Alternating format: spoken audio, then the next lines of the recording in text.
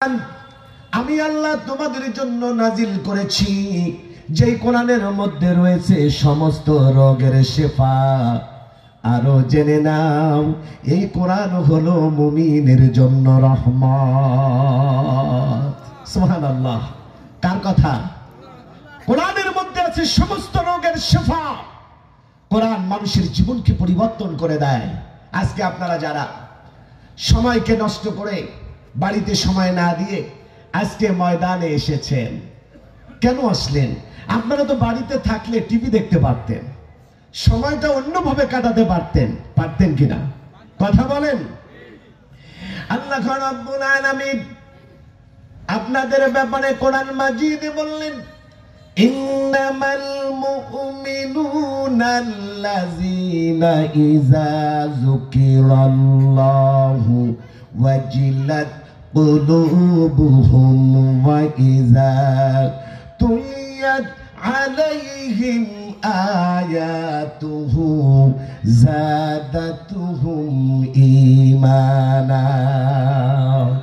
কি সুন্দর করে আল্লাহ আপনাদের পরিচয় দিচ্ছেন। মুমিন হলো তারা যারা কোরআনের কথা শুনলেন ঘরে বসে থাকে না, কোরআনের আওয়াজ শুনলে যারা ময়দানে চলে আসে, সব কিছুকে ফেলে রেখে কোরআনের কাছে ছুটে আসে। আল্লাহ বলেন, আর ওদের সামনে যখন কোরআন খুলে খুলে তেলাওয়াত করা হয়, আমার আল্লাহ বলেন ওদের অন্তরের ঈমানটা আমি আল্লাহ বাড়িয়ে দেই। সুবহানাল্লাহ। আরো জোরে বলেন। এই কোরআনের কাছে যারা আসবে তারা সুন্দর মানুষে পরিণত হবে। আপনারা জেনে খুশি হবেন আজকে পৃথিবীতে 129টি ভাষায় কোরআনের বঙ্গানুবাদ অনুবাদ হয়ে মানুষের কাছে পৌঁছে গেছে। আর মানুষগুলো কোরআন বুঝে বুঝে দলে দলে ইসলামকে কবুল করে নিচ্ছে। সুবহানাল্লাহ। এই কোরআন যারাই পড়বে, যারাই বুঝবে, যারাই হৃদয়ঙ্গম করবে, আল্লাহ তাদের ইজ্জত সম্মান বাড়িয়ে তাদের অন্তরের ঈমানকে বাড়িয়ে দেবেন। সুবহানাল্লাহ। আরো জোরে বলেন, আরো জোরে বলেন। একটি সমাজ সুন্দর হতে পারে কোরআনের দ্বারা, একটি সমাজের পরিবর্তন হতে পারে কোরআনের দ্বারা। আজকে যে শব্দটি দিয়ে আমাদেরকে ঘায়েল করা হয়েছিল রাজাকার বলে, দেখেন বিগত সময়টাতে সব মেনে নেওয়া হলো। কোঠা বিরোধী আন্দোলন, তারপরে বৈষম্য, সব বললেন মেনে নিলাম। চলে আসলো এক দফা দাবি। হঠাৎ করে মুখ ফসকে বের হয়ে গেল, যারা এই দাবি করে ওরা সব কি রাজাকার। 15 বছর 7 মাস 4 দিন যে শব্দ দিয়ে জনগণকে এক পেশে করে রাখা হয়েছিল, টর্চার চালানো হয়েছিল, আল্লাহ পাক সেই শব্দটি জবান থেকে বের করে দিয়ে সারা দেশের মানুষগুলোকে রাজাকার বানিয়ে দিলেন। ঠিক কিনা? এবার দাবি উঠলো এক দফা এক দাবি। কথা বলেন। এরপরে শুরু হলো ছাত্ররা, তুমি কে আমি কে, কথা কন না, রাজাকার হতে চান না, তাই তো? শুরু হয়ে গেল ছাত্ররা একটা শব্দ দ্বারা আল্লাহ তাআলা যারা এই জমিনকে শোষণ করেছিলেন, কোরআনের আওয়াজকে বন্ধ করতে চেয়েছিলেন, আল্লাহ তাদেরকে একটা শব্দের দ্বারা বিদায় করে দিলেন। কথা বলেন ঠিক কিনা? কেউ কেউ বলতেন পালাবো না, অমুক সাহেব জায়গা দেবেন। আমার এই কথাটা আমি খুব অ্যানালাইসিস করেছি। ওনারা বলতেন খেলা হবে, মনে আছে আপনাদের? মিডিয়ায় দেখেছেন খেলা হবে, সে যে স্টাইল ছিল ওই স্টাইল আমি দিতে পারবো না, খেলা হবে। কথা বলেন ঠিক কিনা? আল্লাহ রাব্বুল আলামিন বলেন, ইন্নামাল হায়াতুদ দুনিয়া লাইবু ওয়া লাহু ওয়া জিনাত। আল্লাহ বলেন এক শ্রেণীর মানুষগুলো দুনিয়ার জমিনটাকে খেল তামাশার জায়গা বানিয়ে নিয়েছে। শুধু খেলতে চায় ওরা, গর্ব অহংকার করতে চায় ওরা, সমাজকে শোষণ করতে চায়। খেলা হবে এই শব্দ ওদের জবানে যে আসলো, আমি গবেষণা করে দেখেছি এই শব্দটি আল্লাহ কোরআনেও রেখে দিয়েছেন। যারা কোরআনের বিরুদ্ধে কথা বলতে বলতে যারা কোরআনওয়ালাদের ভিতরে কাজ করতে করতে, শোষণ করতে করতে, যাদের উপরে টর্চার চালাতে চালাতে সব সীমারেখা ছাড়িয়ে যখন ফেলেছে, আল্লাহ রাব্বুল আলামিন সেই খেলা হবে শব্দ দিয়ে তাদের জবান থেকে বের করে দিয়ে সমাজের মানুষকে যখন অপমান করতে চেয়েছিল, আল্লাহ তাদেরকে বিদায় করে দিলেন। অথচ খেলার মানুষ আমরা এখন পাই না। ঠিক কিনা? ঠিক কিনা? এত উন্নয়নের জোয়ারে গোটা দেশ ভেসে গেল। আমাদের সমাজে একটা কথা আছে, মারির চোটে বাবার নাম ভুলিয়ে দেব। আছে এই কথাটা, আপনারা শুনছেন না? মারির চোটে কি বাবার নাম ভুলিয়ে দেব, আমাদের গ্রাম অঞ্চলের কথা। আমি বুঝলাম না, আপনি এত উন্নয়ন করলেন, ৪৬,০০০ কোটি টাকা দিয়ে মোড়ে মোড়ে মূর্তি বানিয়ে এই রাষ্ট্রের, এই সমাজের মানুষের টাকা দিয়ে মূর্তি বানালেন। কই, তার তো কোনো অপরাধ ছিল না। কিন্তু আপনার পালিয়ে যাওয়ার পরে সেই চিহ্নটুকু মানুষ বাবার স্মৃতিটা রাখলো না। এর পিছনে কারণটা কি? আসলে আপনি উন্নয়ন করেন নাই। ঠিক কিনা? বাবার নাম মানুষ এখন ভুলে যাওয়ার অবস্থা হয়েছে। কথা বলেন ঠিক কিনা? তার প্রতি কোনো কথা থাকলেও ওই মূর্তির প্রতি তো কোনো কথা থাকার কথা ছিল না। কিন্তু আজকে তার পিছনে একটাই কারণ, আপনার গর্ব অহংকার আর মানুষের উপরে অবিচার, অত্যাচার, অনাচার, মানুষকে আয়না ঘর আর টর্চার ছেলে ঢুকানো। কথা বলেন ঠিক কিনা? কোরআনের বিরুদ্ধে কাজ বন্ধ করে দেন, কোরআনওয়ালাদের ইজ্জত করেন। বিশ্বনবী মুহাম্মদুর রাসূলুল্লাহ সাল্লাল্লাহু আলাইহি ওয়াসাল্লাম হাদিস শরীফে বলেছেন, আল মারউ আলা দীনি খলিলিহি। সুন্দর একটি কথা, মানুষ তার বন্ধুর সহচর্যে গড়ে ওঠে। কথা বলেন ঠিক কিনা? সুতরাং আমাদেরকে উচিত হলো বন্ধু তৈরি করার আগে কাদের সাথে আমার সন্তান মিশছে, আমি কার সাথে মিশছি, আমার মেয়েটি কার সাথে মিশছে, আমার পরিবার কাদের সাথে চলছি, এটা ঠিক মতো খেয়াল রাখা। কথা বলেন ঠিক কিনা? কারণ বন্ধুর আদর্শ বন্ধুর ভিতরে চলে আসবে যে কোনো ভাবে, যে কোনো কায়দায়। কথা বলেন ঠিক কিনা? সুতরাং প্রিয় ভাইয়েরা, ইমানদার যদি হতে চান, কোরআনওয়ালাদের সাথে জীবন করতে হবে, কোরআনওয়ালাদের সাথে থাকতে হবে, কোরআনকে ভালোবেসে জীবনকে পরিচালনা করতে হবে। আজকের যে ছেলেগুলো পুলিশের সামনে, শত শত পুলিশের সামনে হাতটা টান দিয়ে বলল গুলি চালাও, তবুও পিছপা হব না। ওরা এই কাজটি করেছে কোরআন ভালোবাসার কারণে আর ঈমানের কারণে। ঠিক না? জোরে বলেন। তারা করে হাত টেনে গুলির সামনে দাঁড়িয়ে বলতে পারে না যে আমরা একে আর চাই না, পারলে গুলি চালাও। এটা ঈমানের কারণে হয়েছে। ঠিক কিনা বলেন? এই ঈমান সব থেকে দামি জিনিস। আজকে তো আমরা ঈমান হারিয়ে ফেলছি, আমাদের ঈমান শেষ। এর পিছনে একটাই কারণ, দাওয়াতি কার্যক্রম বন্ধ করার কারণে। ঠিক কিনা কথা বলেন? পুরো দেশটা আজকে হয়ে গিয়েছিল, সমস্ত স্টেজগুলো হয়ে গিয়েছিল মমতাজের স্টেজ, মমতাজের সাথীদের স্টেজ। আজকের সংসদ ভবন যেখানে দাঁড়িয়ে আপনারা গান গেয়ে গেয়ে সময় নষ্ট করেছেন, অথচ সংবিধান থেকে আল্লাহর নামটি পর্যন্ত মুছে দিয়েছিলেন। কথা বলেন ঠিক কিনা? এই গজব আসার কথা ছিল না, কোরআনের পরে হাত দিয়েছেন। কথা বলেন ঠিক কিনা? আজকে বাগেরহাট জেলায় ইমারত শ্রমিক ইউনিয়ন, আমি তাদেরকে অভিনন্দন জানাই যারা কোরআনকে বেছে দিল। যেই সদস্যবৃন্দ গুলো, তারা আজকেও আমাকে কিছুক্ষণ আগে বলেছে যে আমরা চাই আগামী বছর বাংলাদেশের অনেক বড় ভাইরাল বক্তা এনে এই অঞ্চলের মানুষকে কোরআনের কথা শোনাবো। জোরে বলেন আলহামদুলিল্লাহ। তাদের এই সদিচ্ছা কোরআনকে ভালোবেসে হয়েছে। ঠিক কিনা? ওদের জন্য অন্তর থেকে দোয়া করে যাবেন। আমার সভাপতি সহ আজকের প্রধান অতিথি সহ আমরা যাব। আল্লাহ যেন ওদের হায়াতের মধ্যে, রিজিকের মধ্যে, আয়ের মধ্যে বরকত দান করেন। জোরে বলেন আল্লাহুম্মা আমিন। ঈমানটাকে মজবুত করতে হবে। ঠিক কিনা? আল্লাহ রাব্বুল আলামিন বলেন, মান আমানা বিল্লাহি ওয়াল ইয়াউমিল আখির ওয়া আমিলা সালিহান ফালাহুম আজরুহুম ইনদা রাব্বিহিম ওয়ালা খাউফুন আলাইহিম ওয়ালা হুম ইয়াহজানুন। আল্লাহু আকবার। মান আমানা বিল্লাহ, যে ব্যক্তি আল্লাহর উপরে ঈমান আনবে, আল্লাহকে যারা বিশ্বাস করবে আর পরকাল দিবসকে যারা বিশ্বাস করবে আর সুন্দর আমলের জিন্দেগি গড়বে, আল্লাহ বলেন তাদের জন্য আমার আল্লাহর জান্নাত নামক পুরস্কার রয়েছে। সুবহানাল্লাহ। আমাদের ঈমানটা তো আজকে ওই যে কচুর পাতায় পানি দিলে যেমন টলমাল করে, এমন কথা বলেন ঠিক কিনা? সামান্য টাকায় আমরা আলেমরাও বিক্রি হয়ে যাই। বিগত সময় আমরা দেখেছি এক শ্রেণীর মানুষ, তারা এমন উপাধি দিয়েছেন, অমুক হলো নবী, এ জামানার নবী।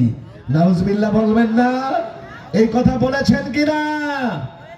তাদেরকে বিভিন্ন উপাধি দিয়েছেন। আপনারা কারা দিলেন? কি বুঝে দিলেন? কোরআনের কোনো জ্ঞান আপনাদের ভিতরে নাই। আজকে যারা আলেম সমাজ, আমাদের হিসাব করে চলতে হবে। আল্লাহ কোরআনে স্পষ্ট বলে দিলেন, ওয়ালা তাশতারু বিআয়াতি সামানান কলিলা। আল্লাহর আয়াতকে বেচে খেও না। কথা বলেন ঠিক কিনা? ঈমানে আমলে আমাদের জীবনটা সুন্দর হওয়া দরকার। কথা বলেন ঠিক কিনা? বিশ্বনবী মুহাম্মদুর রাসূলুল্লাহ সাল্লাল্লাহু আলাইহি সাল্লাম এক রাতে মা আয়েশা সিদ্দিকা রাদিয়াল্লাহু তাআলা আনহাকে নিয়ে অবস্থান করছেন। রাসূল বললেন, আয়েশা, তোমার কাছে আমার একটা প্রশ্ন। আয়েশা, একটু প্রশ্নের জবাবটা কি দিবা?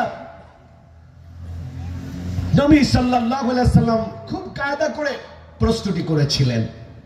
মা আয়েশা খুব অবাক হলেন যে আপনি এভাবে কোনো প্রশ্ন তো কখনো আমাকে করেন না। আচ্ছা বলেন না, আপনার প্রশ্নটা কি? খুব হিমশিম খাচ্ছেন শোনার আগেই।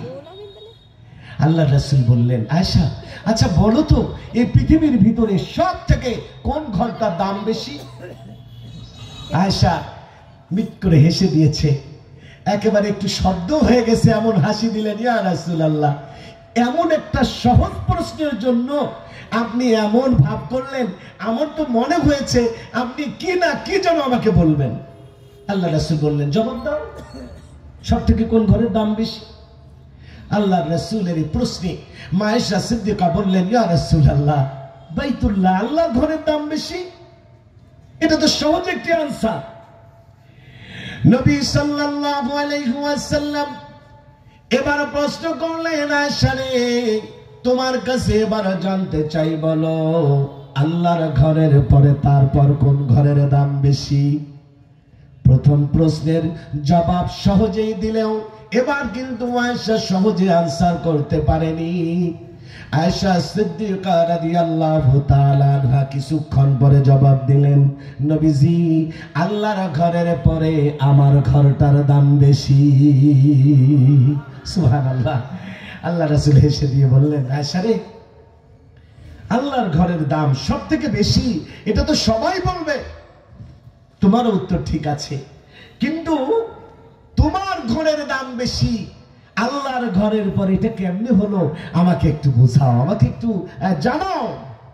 আয়েশা বলছেন, নবীজি গো, আমার ঘরের দাম বেশি হওয়ার কারণ হলো সাইয়েদনা আদম আলাইহিস সালাম থেকে এই পর্যন্ত যত নবী রাসূল পৃথিবীতে আসছে, সবার একটা কথা ছিল, আমি যদি নবী না হইয়া, রাসূল না হয়ে, আমি যদি আখিরি জামানার নবী মুহাম্মদুর রাসূলুল্লাহ সাল্লাল্লাহু আলাইহি ওয়াসাল্লামের উম্মত হতে পারতাম, তাহলে আমার জীবনটা ভালো হয়ে যেত, সুন্দর হয়ে যেত।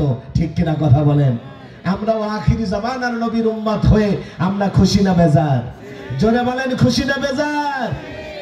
আপনাদেরকে আল্লাহ তাআলা অসংখ্য বিষয়ে শ্রেষ্ঠত্ব দান করেছেন।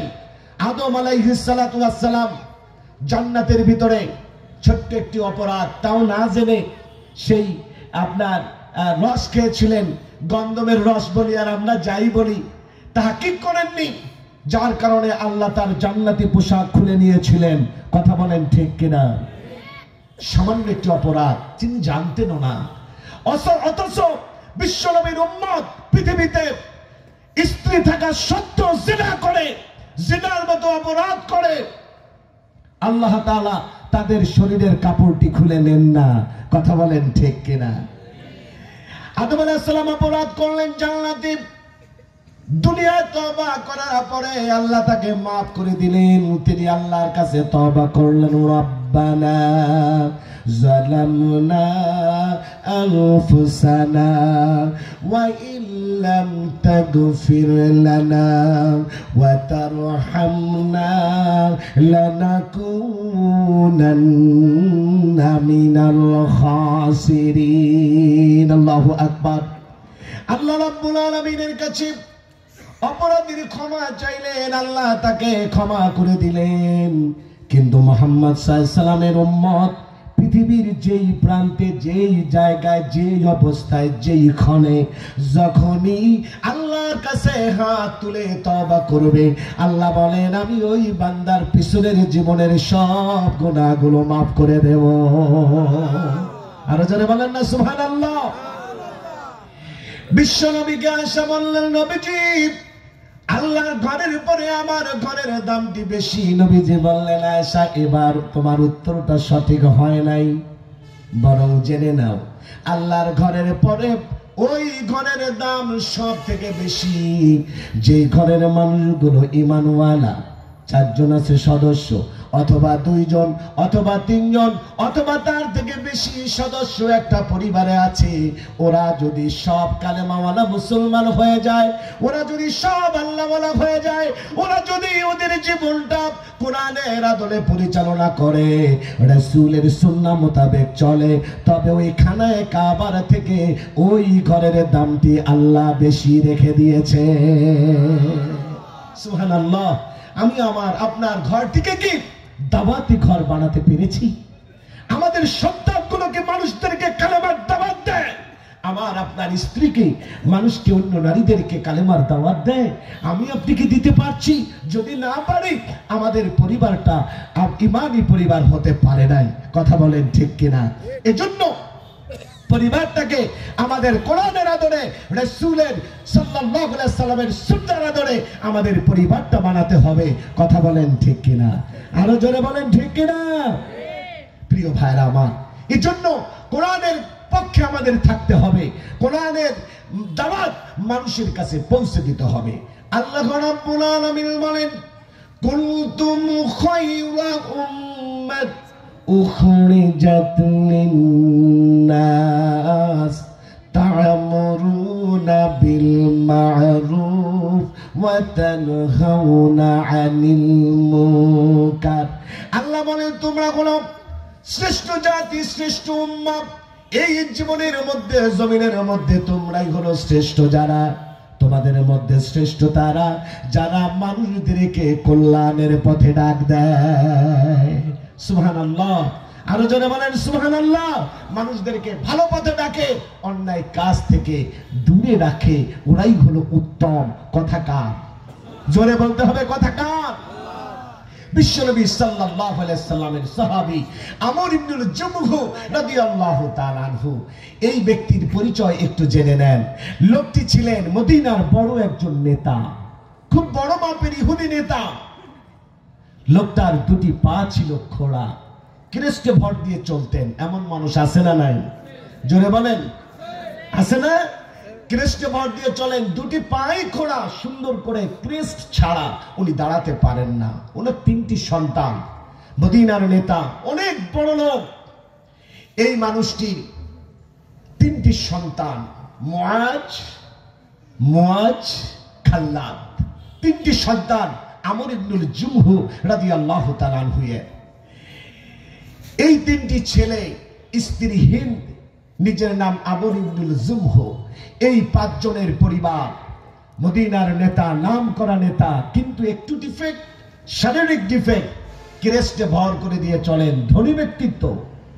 এই আমর ইবনুল জুমহু এর এলাকায় রাসূল করিম সাল্লাল্লাহু আলাইহি সাল্লাম হযরতে মুসাব রাদিয়াল্লাহু তাআলা আনহুকে প্রথম পাঠালেন মদিনায় ইসলামের দাওয়াত দিয়ে। চারিদিক থেকে খবর আসছে মুসাবের, এই আমর ইবনুল জুমহুর কাছে, যে মুহাম্মদ একজন লোককে পাঠিয়েছে যার নাম মুসাব। পালিয়ে পালিয়ে মানুষকে দাওয়াত দিচ্ছে, মানুষগুলো কালেমার দাওয়াত গ্রহণ করছে। কালে যাওয়ার সত্ত্বেও তিনি তাকে ধরার চেষ্টা করছেন, পারছেন না। চলছে গোপনে গোপনে দাওয়াত। বেশ কিছু সময় পার হলো।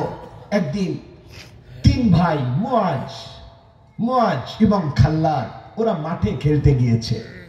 হযরত মুসাব রাদিয়াল্লাহু তাআলা আনহু সুযোগ বুঝে, যেহেতু টার্গেট করেছেন নেতার ছেলে, ওদেরকে কাছে ডাকলেন।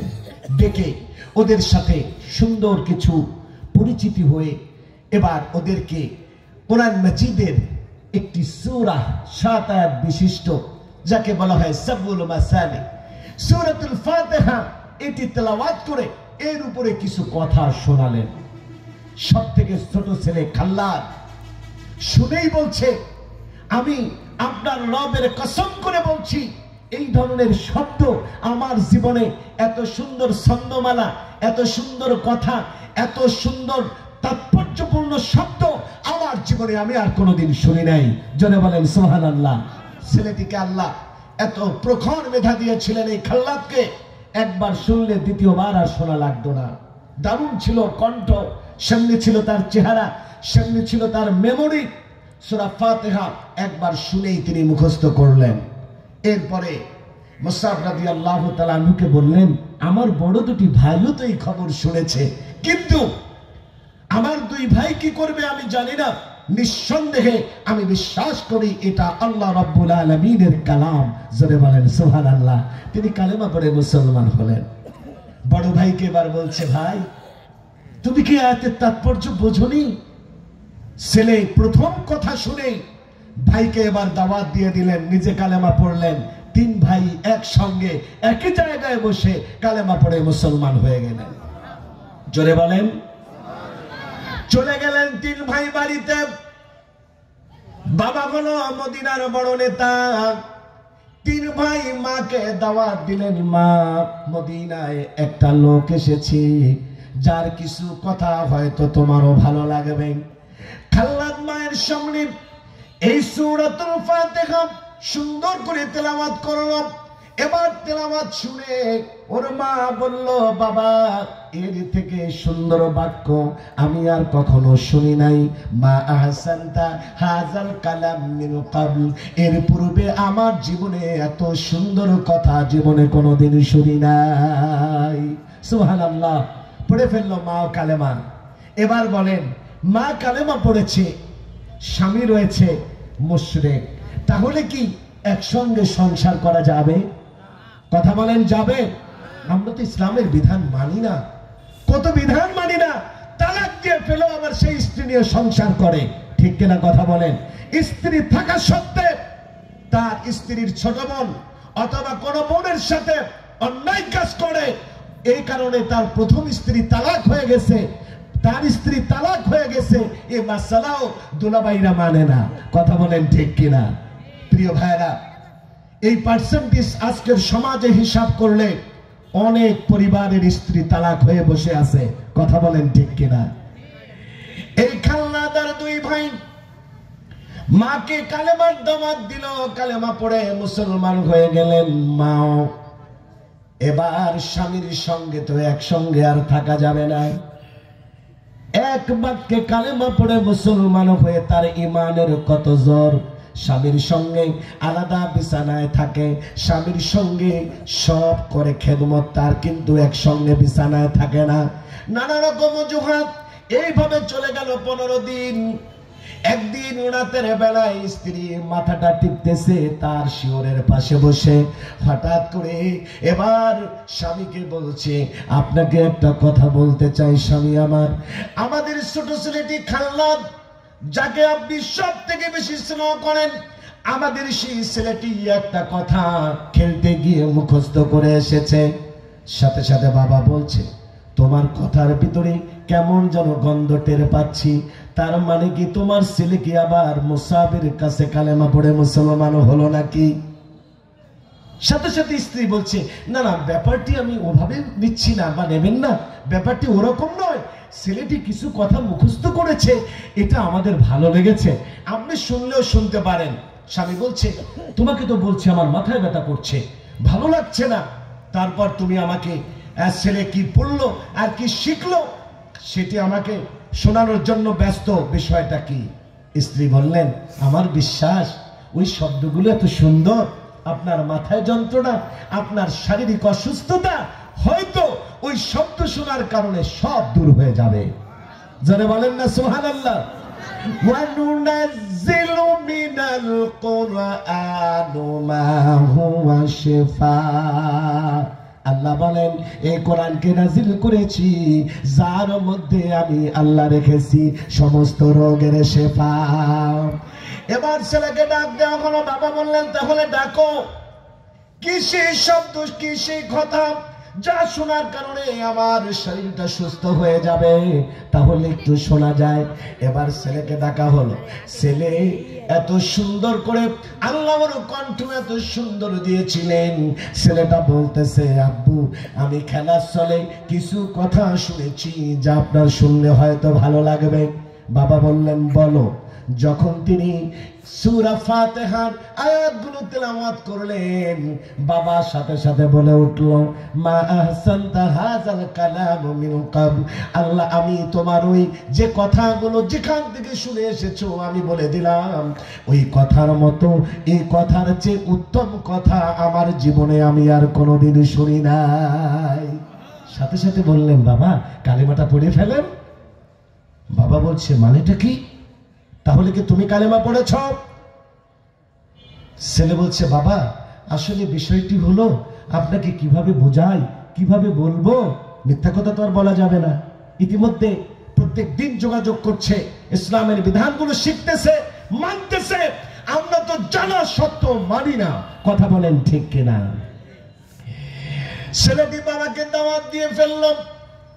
শেষ পর্যন্ত এমন ভাবে বাবাকে পায়েস করলেন, বাবা আপনার কাছে আমার আবদার, বাবা গো আপনি এই কথাগুলো হৃদয়ঙ্গম করেন, আপনার ভালো লাগবে, সুস্থ আসবে, সুস্থতা আসবে। যখনই আপনি অসুস্থতা ফিল করবেন এই শব্দগুলো তেলাওয়াত করবেন, আমার বিশ্বাস ভালো লাগবে। সাথে সাথে বাবা বলছি, ও খাল্লাদ শোনো, আমার এই কথাগুলো যে শুনবো, মুখস্থ করবো আর পড়বো, আমি আমার রবের সাথে কথা না বলে আমি কিছু করতে পারবো না। রবকে ওর রব হলো মানাত, তার মানে একটি মূর্তি, যে মূর্তির নাম হলো মানাত। বাড়ির কাছে 100 থেকে 150 গজ দূরে একটা মন্দির, যেখানে একটি মূর্তিটি বানানো হয়েছিল আপনার খেজুরের ডালা দিয়ে। যেমনটি আমরা দেখি যে কুটা দিয়ে কায়দা করে মূর্তি বানানো হয় মাটি মাখিয়ে, মানে ওই মূর্তিটি নামে বড় এবং ওদের ভগবানের মধ্যে একজন শ্রেষ্ঠ ভগবান মানাত, লাত, মানাত, উজ্জা, এগুলো ছিল মক্কার ভিতরে রাখা, কাবার ভিতরে রাখা শ্রেষ্ঠ বড় বড় মূর্তি। এই নমুনায় এই মূর্তিটি করা। এবার বলেন, খেজুরের ডালা দিয়ে বানাক অথবা পাথর দিয়ে বানাক, ও কি কথা বলতে পারে? জোরে বলতে হবে। হাঁটতে পারে? কোনো কিছু অনুভব করতে পারে? একটু খেতে পারে মনে হয়, তাও পারে না। কেন? খাওয়াইতে দেখছেন আপনারা? এক পাশে খাওয়ায় আর এক পাশে বের হয় নাকি? হ্যাঁ, আমরা অনলাইনে দেখেছি। হ্যাঁ, আল্লাহু আকবার, এক পাশে খাওয়ায় আর এক পাশে যত ঢোকায় খাবো না, তাও তো বলতে পারে না, আর এক পাশে পড়তে থাকে।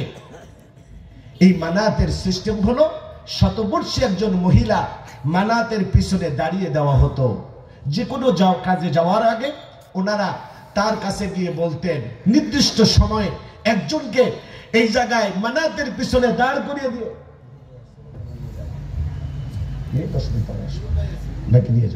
তো পিছনে দাঁড়ায় দিয়ে এরপরে সেখানে তার কাছে জিজ্ঞাসা করা হতো, কারণ উনিও জানেন মূর্তি কোনো কথা বলতে পারে, যারা বলেন পারে, কিন্তু যে কথাই বলবে এর জবাব দেবে ওই মহিলা মানাতের হয়ে।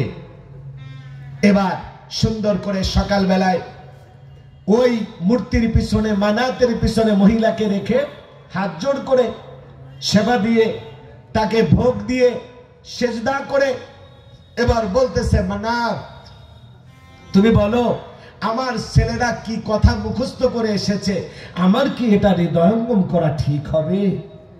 আমার কি তাদের কথা শোনা ঠিক হবে? ওই মহিলা যদি জবাব দেয় যে না, তাহলে ঠিক হবে না। যদি জবাব দেয় হ্যাঁ, তাহলে ঠিক হবে। এখন মহিলা পিছনে থেকে, ওনার তো আর বুঝতে বাকি নাই, মুসাবের আসার খবরটা ওনার জানা আছে। উনি বলতে গেছেন যে না, তুমি ওদের কথা শুনো না। হঠাৎ করে তার গলাটা কে যেন আটকে ধরেছে। ফেরেশতারা চেপে ধরলেন, তোমার কথা বলা যাবে না, কারণ মানাত, ওই খাল্লাদ, মুআজ, মাজ, ওরা কালেমা পড়ে মুসলমান হয়েছে। ওই ইমানি শক্তির উপরে দুনিয়ার কোনো কথা চলবে না। কথা বলেন ঠিক কিনা? আল্লাহ রাব্বুল আলামিন এই বুড়ির কথা আওয়াজকে বন্ধ করে দিলেন। আওয়াজ বন্ধ হয়ে গেছে, কোনো জবাব নাই।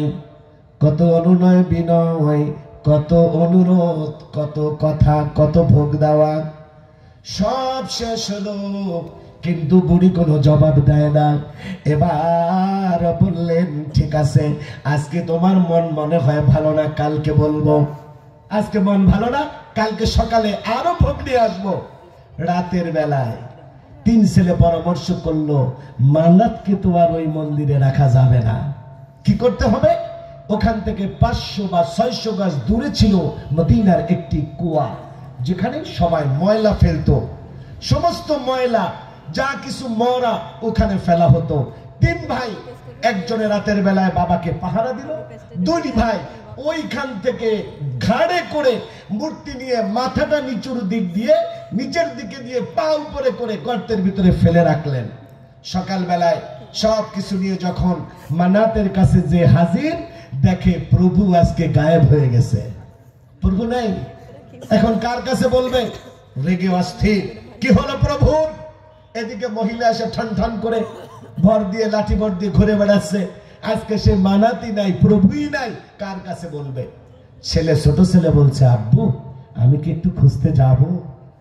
মেজো ছেলে বলল, অনুমতি দিলে আব্বু আমিও যাই ভগবানকে খুঁজতে। তোমার চলে যাওয়া হলো। যে দেখে, ওরা তো জানেই রাত থেকে কাজটা তো ওরাই করছে। যে দেখা হলো গর্তের ভিতরে পড়ে আছে, সেখান থেকে পা ধরে টেনে পায়খানা মাখানো, ময়লা মাখানো। তাড়াতাড়ি এই পা, এই আপনার খোড়া হওয়া লোকটি আমর ইবনুল জুমহ, তিনি এটাকে পরিষ্কার করে আতর লোবান মাখিয়ে বলল, আরে ভগবান, তোমার কত কিছু হয়ে গেল, আরে বড় অসুবিধা হয়ে গেছে, তোমাকে আমি সুন্দর করে পরিষ্কার করে আবার নিয়ে যাচ্ছি। তোমার সাথে এমনটি হবে আমি তো ভাবতেই পারিনি। নিয়ে আবার মন্দিরে রাখা হলো। আবার পরবর্তী দিন বলা হচ্ছে, আগামী দিন সকাল বেলায় তোমার কাছে আসতেছি। ছেলেরা রাতের বেলায় ঠিক আবারও একই কাজ করলো। টোটাল মদিনায় খুঁজে পাইল একটা পচা গলা কুত্তা। কুত্তাটাকে পায়ে দড়ি টেনে এনে এবার ওইখান থেকে নিয়ে ওর সঙ্গে ভালো করে বাঁধছে, ভগবানের সাথে, মানাতের সাথে বেঁধে ফেলে রাখছে কুয়ায়। সকালবেলায় আজকেও প্রভু নাই, প্রভু গায়েব। ছোট ছেলে বলল, বাবা আমি যাচ্ছি, দেখে আসি। যে দেখে, বাবাকে নিয়ে যাওয়া হলো। বাবা দেখো, তোমার মানাত ওই যে পড়ে আছে, একটা পচা মরা গলা কুত্তা জড়িয়ে ধরে আছে। তোমার ভগবানটা কেমন ভগবান এইটা তো বুঝলাম না। খুব কষ্ট পেলেন। এবার মনে মনে ভাবছেন, যেই প্রভু একটা মরা পচা কুত্তা এইটাকে জড়িয়ে ধরে রাত কাটাতে পারে, পড়ে থাকতে পারে কুয়ার ভিতরে, ও তো আমার প্রভু কোনোদিন হতে পারে? মূলত ছোট ছেলেরা দাওয়াত, যেই কথাটি আমি আপনাদেরকে বোঝাতে চাই, দাওয়াতের জিন্দেগি। আজকে 3 ছেলে কালেমা পড়ে মুসলমান হয়ে বাবাকে কত কৌশল করে দাওয়াত দিলেন। বাবার কাছে বাবা এবার চলে আসলো। মনে মনে ভাবলো, না, হাতে বানানো মূর্তির কাছে আর কখনো সিজদা করা যাবে না। আল্লাহ রাব্বুল আলামিন বলেন, ইন্নাল্লাহা লা ইয়াগফিরু আন ইউশরাকা বিহি ওয়া ইয়াগফিরু মা দুনা যালিকা লিমান ইয়াশা। ও দুনিয়ার মানুষগুলো খবরদার, তোমরা শিরক করো না, কখনোই শিরক করো না।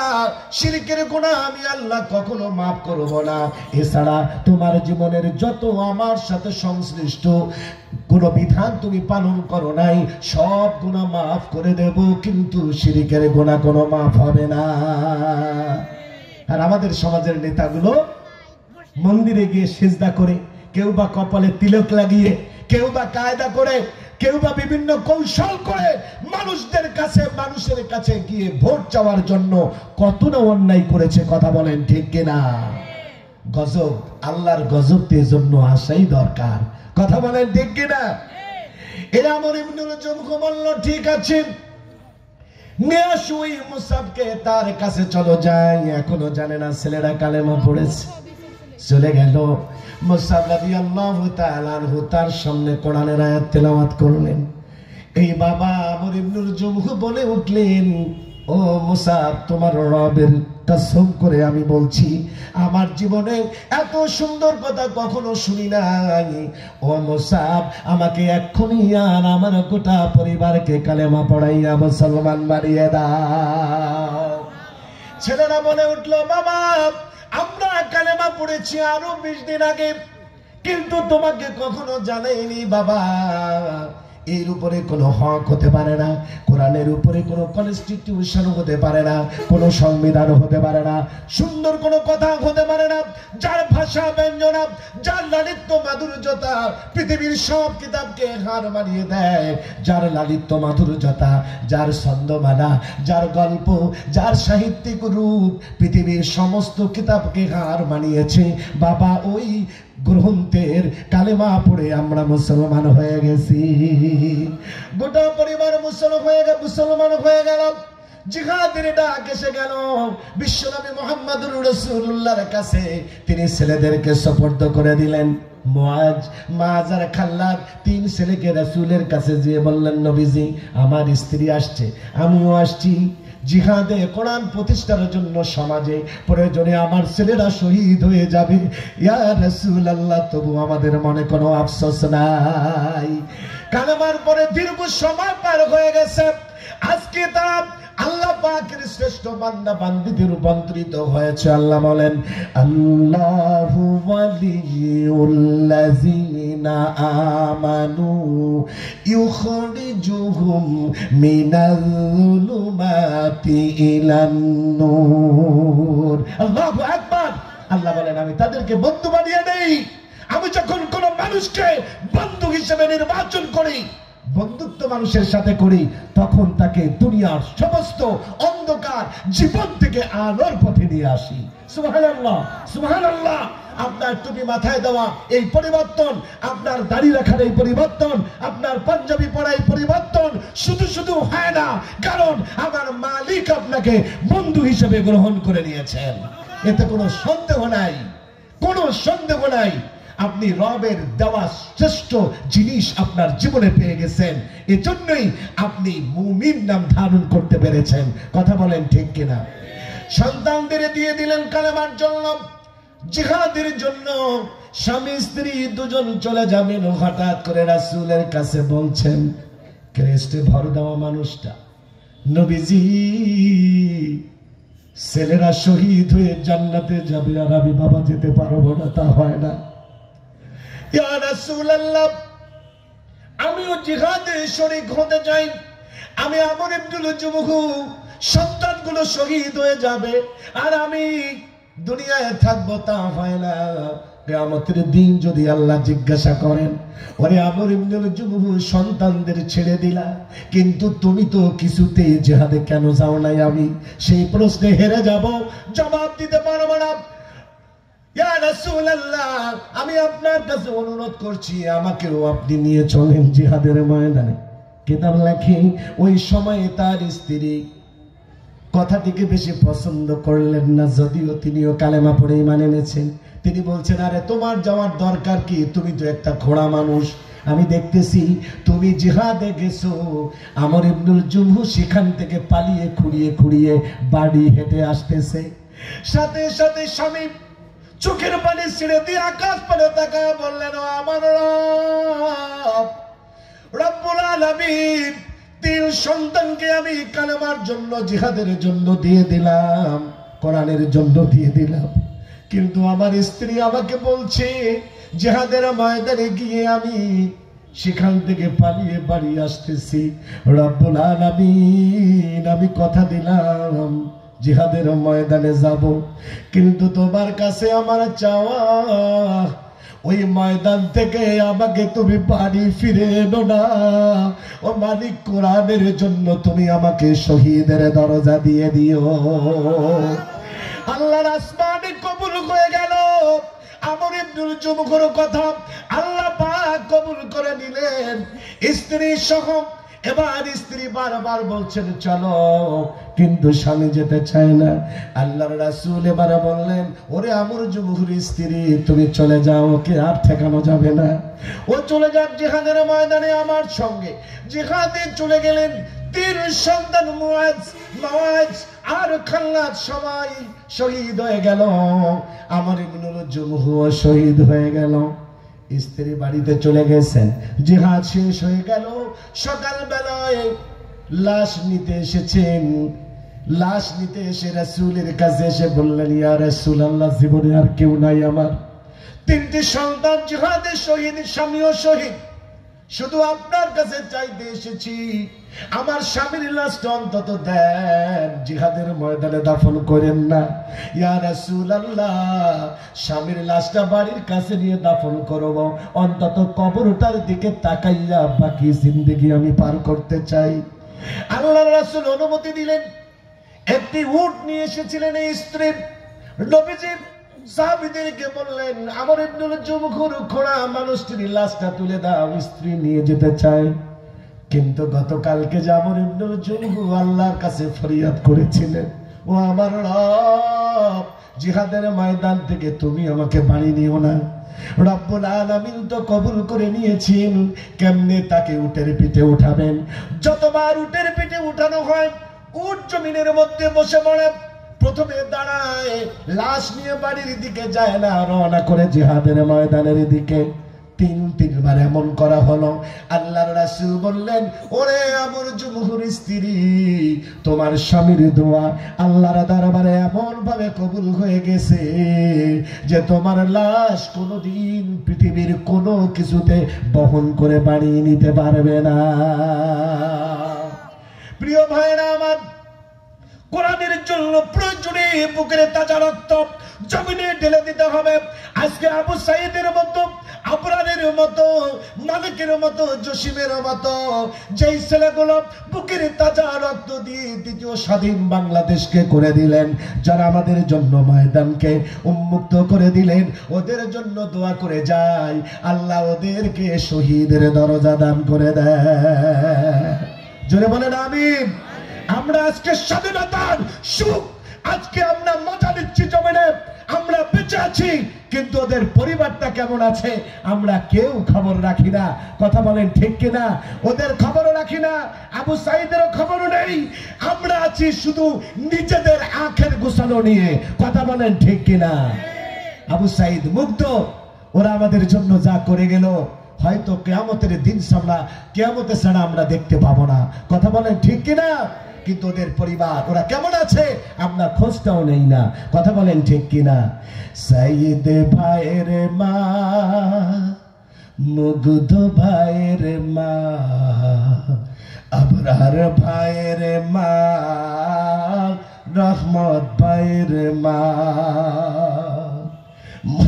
মুজাহিদ ভাইয়ের মা, বিলাল ভাইয়ের মা, সাব্বির ভাইয়ের মা, মুগ্ধ ভাইয়ের মা, তোমরা বড়ই ভাগ্যবতী, আল্লাহ ধরায় নূরের জ্যোতি, ফেরেশতারা সালাম জানায় মা, ফেরেশতারা সালাম জানায় মা। ঠিক কিনা? কেউ হারিয়ে ছেলে, আর কেউ হারিয়ে ভাই, কেউ হারিয়ে ছেলে, আর কেউ হারিয়ে ভাই, কেউ হারিয়ে দিনের সাথী নিশ্চয় ধরায়, ঠিক কিনা? ওরা আমাদের ছেড়ে চলে গেছে, কিন্তু আমরা ব্যথিত, ঠিক কিনা? জোরে বলেন ঠিক কিনা? যারা আমাদের জন্য বুকের তাজা রক্ত ঢেলে দিয়ে কোরআনকে জমিনে